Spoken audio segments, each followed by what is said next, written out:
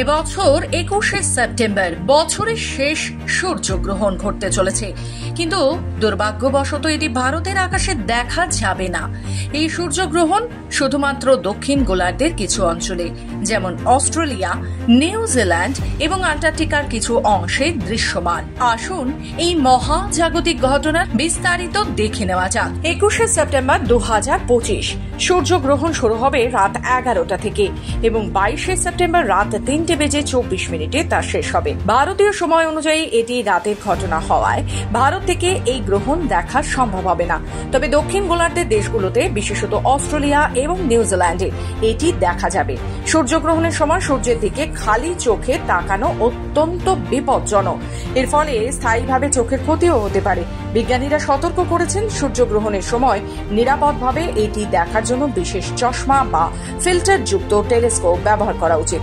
নিরাপত্তা সংক্রান্ত এসব সতর্কতা অবলম্বন না করলে তা চোখের জন্য মারাত্মক হতে পারে।